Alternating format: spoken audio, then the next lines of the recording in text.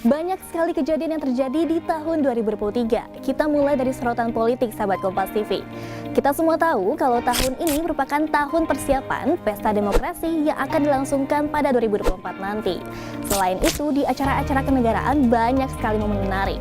Kalau dari luar negeri, konflik Israel dan Palestina masih menjadi isu yang belum berakhir. Nah, berikut rangkumannya untuk Anda.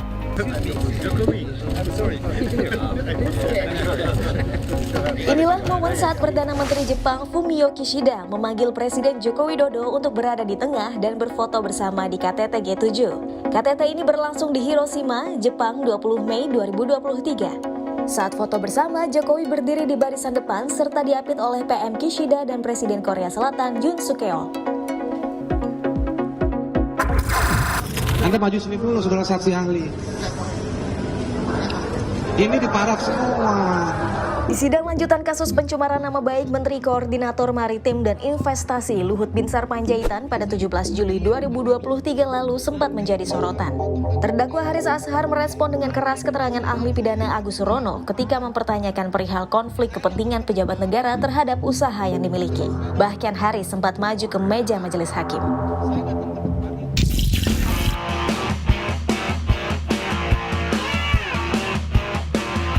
Di berita selanjutnya sempat viral juga nih aksi PM Timur Leste Sanana Gusmao saat hadiri gala dinner KTT ASEAN ke-43 ASEAN di pelataran Hutan Kota Senayan, Jakarta pada 6 September 2023. PM Timur Leste tersebut rekam kamera asik bergoyang saat para penyanyi menyanyikan lagu.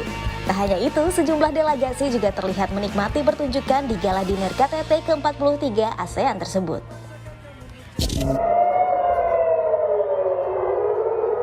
Kita beralih ke peristiwa dunia, yaitu memanasnya konflik antara Palestina dan Israel. Konflik Israel dan Palestina kembali memanas sejak 7 Oktober 2023 lalu saat Hamas meluncurkan sejumlah roket ke arah Israel.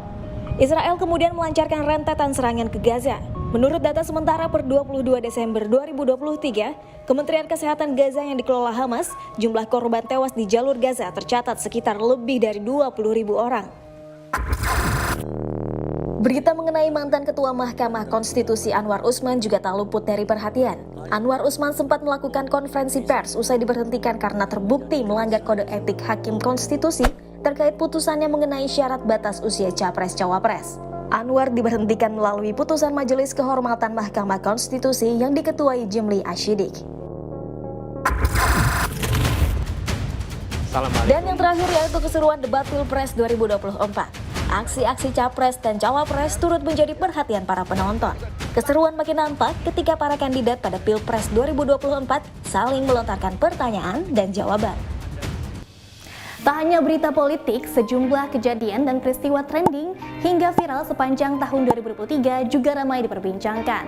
Mulai dari debat Hotman Paris di sidang Teddy Minahasa, kasus AKBP Akhirudin hingga ada tragedi Gunung Merapi. Berikut 6 rangkumannya untuk Anda. Jarang dikabulkan. Mohon izin agar kami dikasih kesempatan untuk mengajukan duplik. Suasana persidangan terdakwa kasus peredaran sabu Teddy Minahasa yang berlangsung di Pengadilan Negeri Jakarta Barat sempat diwarnai perdebatan. Perdebatan itu terjadi antara JPU dengan penasihat hukum Teddy, Hotman Paris Hutapea saat pengajuan duplik. Kalau nggak di sini, kalau di sana. Berita viral selanjutnya, AKBP Akhirudin Hasibuan sempat emosi dan banyak protes saat dihadirkan dalam rekonstruksi penganiayaan Ken Admiral yang dilakukan oleh anaknya Aditya Hasibuan. Aditya merupakan tersangka penganiayaan Ken Admiral yang videonya viral beredar.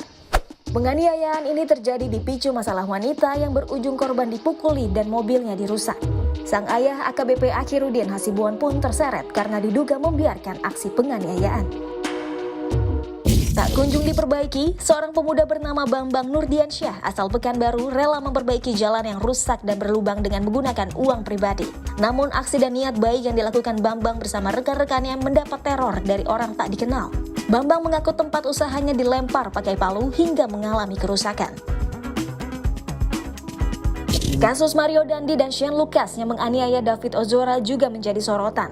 Ayah David, Jonathan Latumahina pun menjadi saksi di persidangan.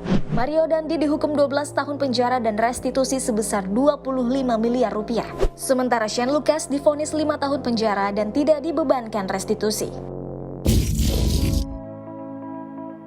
Selanjutnya, Gunung Merapi di Kabupaten Agam dan Tanah Datar, Sumatera Barat meletus pada Minggu 3 Desember 2023. 75 pendaki korban erupsi Gunung Merapi berhasil dievakuasi pada Rabu 6 Desember 2023. Dari 75 pendaki, 23 diantaranya meninggal dunia dan 52 lainnya selamat. Puas Bunda, thanks for all. Ya, itulah pesan dari seorang ayah di Jagakarsa yang ditulis dengan darah usai membunuh keempat anaknya. 4 anak tersebut ditemukan meninggal dunia dalam sebuah kamar. Usai melakukan olah TKP, Satreskrim Polres Metro Jakarta Selatan kemudian menangkap pelaku pembunuhan yang juga adalah ayah dari para korban. Ayah berusia 41 tahun ini tega membunuh anaknya karena cemburu dengan istrinya. Nah, Sobat Kompas TV, itu dia tadi 6 berita politik dan 6 berita viral yang jadi perbincangan sepanjang tahun 2023. Saya Aisyah Malia Putri, pamit undur diri.